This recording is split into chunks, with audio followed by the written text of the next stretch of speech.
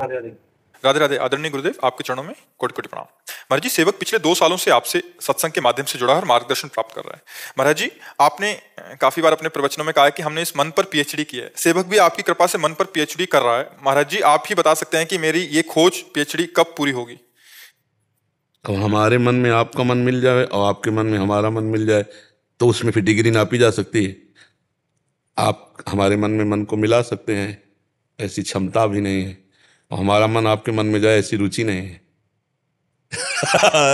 ले बात समझ ला, हमारा मन आपके मन में जाए ऐसी रुचि नहीं है, क्योंकि सावई मना कृष्ण पदारविंदयो। आपका मन हमारे में आए इतनी सामर्थ्य नहीं, क्योंकि जहां हमारा मन है वहां आप अपने मन को अभी नहीं पहुंचा सकते। तो अब दोनों मन जब तक मिलेंगे नहीं तो फिर पहचान कैसे हो सकती कि तुम कितनी डिग्री पहुंच चुके हो और हम कितनी डिग्री में पीएचडी किए।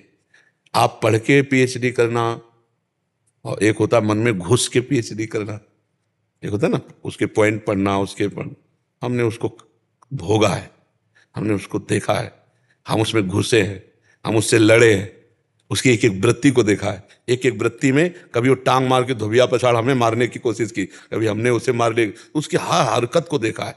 13 वर्ष की अवस्था में धीरे धीरे ज्ञान का प्रकाश होने लगता है, जागतिक।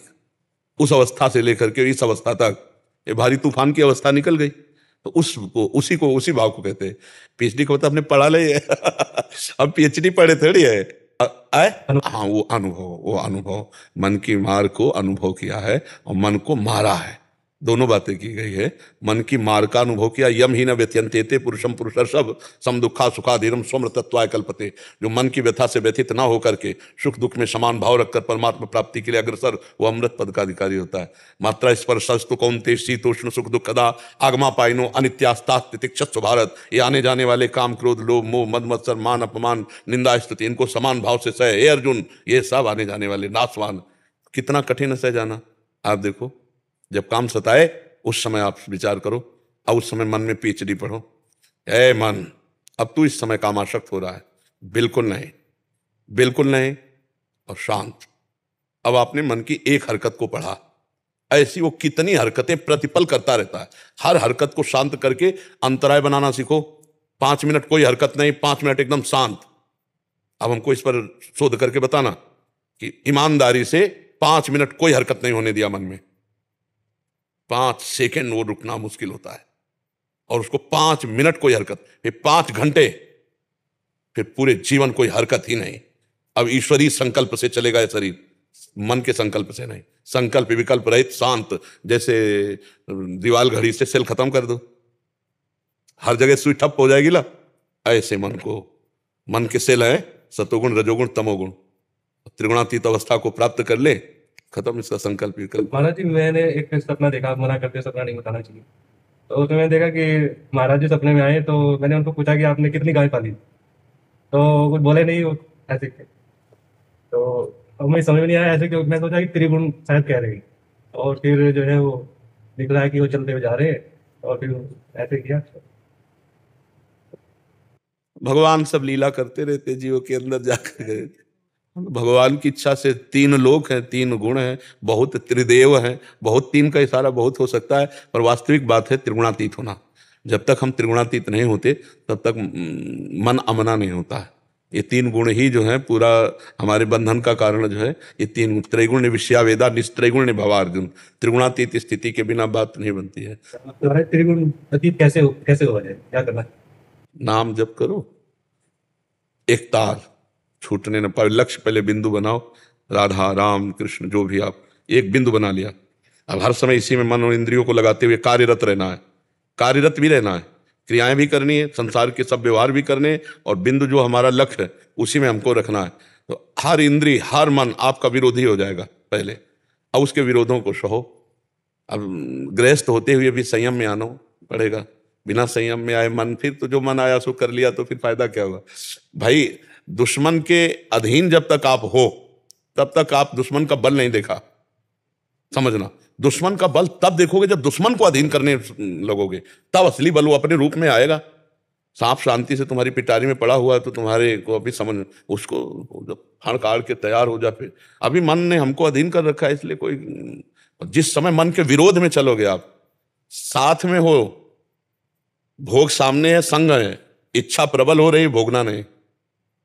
फिर मन की दशा को आप देख लो, फिर पहचानो मन क्या है। जो भोग उपस्थित है उसकी भोग की प्रबल इच्छा और भोग नहीं। अब वो जो आतंक खड़ा करेगा मन, जो व्यथा जो मंथन करेगा, प्रमथन स्वभाव का है ना, उस समय उसको सहो, फिर उस समय उसकी एक एक वृत्ति को पकड़ो, वही पकड़ा जाता है। तभी कहते हैं पीएचडी की है, मतलब हम विनोद में कहते हैं, ये तो विनोद में कहते हैं। हाँ, एक एक वृत्ति को उसको देखा, अच्छा इससे बचा जा सकता है तो ऐसे बचा जा सकता है, इसको पकड़ा जा सकता है तो ऐसे पकड़ा जा सकता है। मैं महाराज जी गीता में जो भगवत गीता में श्लोक था, मैंने बचपन में पढ़ा था, और वो श्लोक मेरे दिमाग में घुस गया।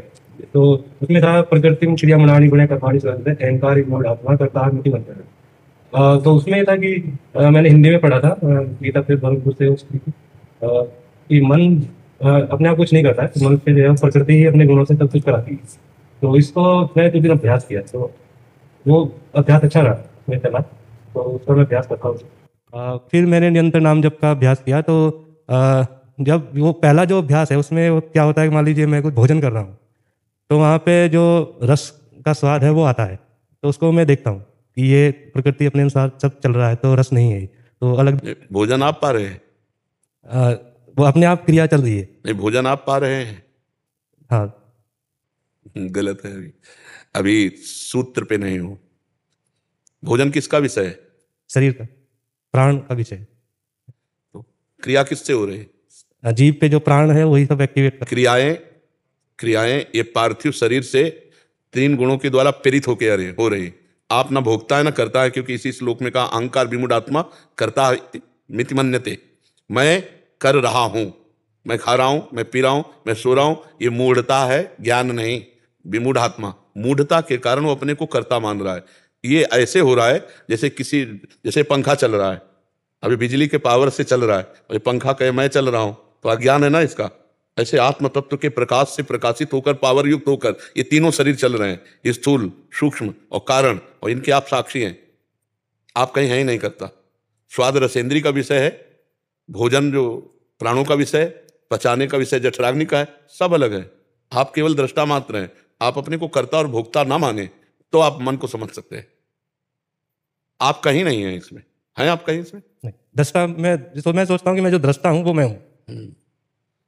ये जो इस क्रियाओं का अनुभव हो रहा है कि ये भोजन पाया जा रहा है, ये मीठा है कि कड़वा है, ये सब इंद्रिय का हो रहा है, आपका नहीं हो रहा। आप इसके केवल भोजन पाया जा रहा है, इसके आप केवल दृष्टा हैं, केवल दृष्टा है आप इसके। कड़वा है, मीठा है, अच्छा है, बुरा है, अपच है, सुपच है, ये सब अंतर का विषय है। आप उससे तटस्थ है। सुखद है या दुखद है, आप उससे अलग है। जब आप धीरे धीरे अलग की सिद्धि हो जाएगी तो आपके शरीर में पीड़ा हो या सुख हो, इससे कोई फर्क नहीं पड़ेगा। अभी जैसे गुरु जी आपको बताते हैं ना कि भगवान शंकर 88,000 वर्ष तक जो है वो एक जगह बैठ गए, समाधि में बैठ गए। तो मैं अभ्यास करता हूँ तो मैं 1 घंटा तो हो जाता है। 88 साल जी होगी 88 साल जी होगी कि 88,000 वर्ष समाधि की 80 मिनट तो एडजस्ट होना चाहिए। महाराज जी इसमें एक प्रश्न था महाराज जी, जैसे किसी एक विषय पे अपन अनुभव लेते हैं, जैसे आपने मन पे अनुभव लिया कि बचपन से देखा है, तो क्या सबके मन वैसे ही रहेंगे महाराज जी? सबके अंदर वैसी ही भावनाएं सबकी वैसी रहेंगी? नहीं, कर्मानुसार होते हैं उसमें। कर्म जैसे किसी का बहुत अपवित्र मन है, किसी का बहुत पवित्र मन है, किसी का बहुत मूढ़ता युक्त है, किसी को विवेकपूर्ण, तो उसमें एक जैसा मन सबका। महाराज जी वृत्ति तो तब उस समय तो एक जैसा ही अनुभव कराएगी, जैसे काम आ रहा है तो काम का ही सबके अंदर नहीं, अलग अलग है। अब जैसे मूढ़ता लिए हुए काम आएगा तो राक्षस पशु जैसा होगा, और वो एक विवेकवान के अंदर भी तो काम आता है, पवित्र हृदय में भी काम आता है, तो वो अपने काम को विवेक के द्वारा दबाता है, वो बहुत कम स्थिति में आता है। और जिन राक्षसों की बुद्धि में काम आता है, तो आप देखो ना, अपनी बेटी, अपनी बहन, अपनी पवित्रता जो दिमाग की, वो सब खो देते हैं, नहीं खो देते हैं। तो ऐसा नहीं कि सबका मन एक जैसा हो या सबके मन में एक जैसा स्फुरण होता हो, वो भी अलग अलग है। पवित्र हृदय में भी काम आता है, और पवित्र हृदय में जो काम आता है वो पवित्रता धर्म को लेकर के, तो वो काम भगवत स्वरूप है। जैसे एक सदगृहस्थ है, उसके हृदय में काम आया, वो भगवान का सुमिरन करके अपनी पत्नी से प्यार करता है, तो उसका कोई पाप थोड़ी माना जाता है, वो धर्म माना जाता है। और एक गृहस्थ है और पापात्मा जीव है, उसके अंदर काम आता है, तो कहीं भी किसी की भी तरफ वो गलत दृष्टि देखेगा, गलत सोचेगा, गलत भावना करेगा, तो काम दोनों में आया, लेकिन एक काम धर्मयुक्त और भगवत स्वरूप हो गया, और एक काम पाप युक्त नरक ले जाने वाला बन गया। तो ऐसे ही मन में बहुत तरह की स्फुरणाएं होती हैं। तो अब पवित्र हृदय में स्फुरणा होगी तो धर्मयुक्त होगी, और अपवित्र हृदय में होगी तो अधर्मयुक्त होगी। तो अधर्मयुक्त बड़ी भयावह होगी, और धर्मयुक्त जैसे कोई बात आई, अब वो धर्मयुक्त नहीं है तो धर्मात्मा हृदय, तो उसका समन करेगा, नहीं भाई नहीं, उचित नहीं, उचित नहीं। लेकिन जो पापात्मा है वो कोशिश करेगा, चाहे मुझे जो भी हो, एक बार मैं करके देखता हूँ, एक बार वो गलत दिशा को चला जाए। शास्त्रों में देखा गया कि महापुरुष जनों में इतना सामर्थ्य होता है कि वो पापी से पापी जीव की भी मनोवृत्ति को भाप के उसको एक सद्मार्ग की ओर प्रेरित कर देते हैं, क्योंकि उनको अनुभव है उस मन का कि इसको कैसे निकालना। हाँ, उसमें क्या होता है कि जैसे थोड़ी देर के लिए मन, अपने मन को आपकी तरफ एकाग्र किया तो उसी समय पता चल जाता है। क्योंकि जैसे दर्पण सामने रख दे तो पता चल जाता है ना कि प्रतिबिंब अपना कैसा है। तो जो मैं हूं वही आप हैं, इतना अंतर नहीं है। जो मैं हूं वही आप हैं, जो आप हैं वही मैं हूं। जैसे इसमें और इसमें शर्त लग जाए तो बात ये आएगी कि जो बिजली तेरे में वो मेरे में है। बिजली में थोड़ी अंतर है, बिजली तो एक ही ना। तो जो आप में बिजली वही वहां बिजली है। आत्म तत्व में कोई फर्क नहीं है, फर्क है नहीं यंत्रों में। अब अंतःकरण किस कोटि का आपका है, लेकिन तत्व एक ही है। तो जब हम आपकी तरफ अपने मन को लगाएंगे तो आभास हो जाएगा ये किस स्थिति का आदमी है, कैसा। उसे सिद्धि नहीं कहते, ये तो साधारण सी बात है। साधारण सी बात है कि जब पवित्र हृदय में जहां ऐसे लगा तो फिर पता नहीं आप जो बोल रहे हो आपकी स्थिति नहीं है, फालतू की बात करते हो आप। जैसे अपने लोग किसी को डांटने लगते हैं, आप सही ढंग से चलो यार, काहे को अपना जीवन बर्बाद कर रहे हो। तो ये कोई सिद्धि नहीं है। वो बात करते करते शब्द और आपकी स्थिति का अनुभव हुआ तो आप आए हो, आप कृपा करके यहाँ, तो सतमार्ग आपका पुष्ट होना चाहिए। तो फिर ऐसे वो कोई सिद्धि नहीं होती, वो एक मतलब मन की एक वृत्ति होती जो आपकी पकड़ ली। वो मन की वृत्ति पकड़ लेना होता है, उसमें कोई सिद्धि का चमत्कार नहीं। अब जैसे छोटी छोटी सिद्धियां हैं कि आपकी बात लिख दी, आपका नाम लिख दिया, ये सिद्धि है। ये भगवत प्राप्ति नहीं होने देती। ये उत्तम जो भगवत प्राप्ति की जो आत्मबोध, भगवत प्रेम, ये नहीं होने देंगे। ये केवल यहीं स्थित रहती है। समाज प्रियता, लोक रुपया पैसा, ये सब हो सकता है। और जिसने ये नहीं स्वीकार किया वो भगवान की तरफ बढ़ता चला जाता है। रिद्धि सिद्ध पेरे बहुआई, बुद्धि लोभ दिखावे भाई, होए बुद्धि जो परम सयानी, तीन तन चितई ना रहती जानी। तो ये एक भागवतिक वातावरण में एक वृत्ति पकड़ गई तो लगे तुम्हारी स्थिति ऐसी लगी। तो वो कोई सिद्धि नहीं होती है, वो एक भागवतिक वृत्ति होती है। नहीं ऐसे पास बैठे हुए व्यक्तियों के द्वारा ऐसे कृत्य होते हैं तो कहाँ पकड़ के बोल देते हैं।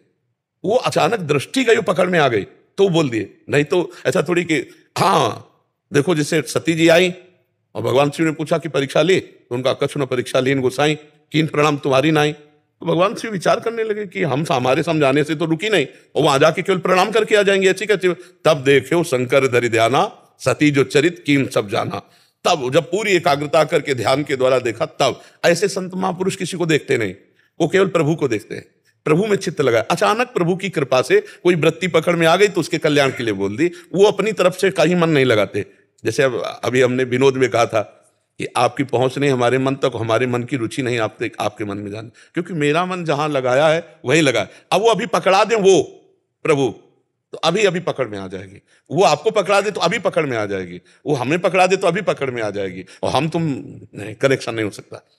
या बहुत काल तक एक ही भाव से, तब देखा गया कि हाँ इसका भाव पूर्ण समर्पित। तो ये ब्लूटूथ सिस्टम समझो, जैसे मोबाइल में नहीं ब्लूटूथ सिस्टम होता, दोनों समान भाव, समान स्थिति और समान प्रीति, तब वो भाव जागृत हो जाता है।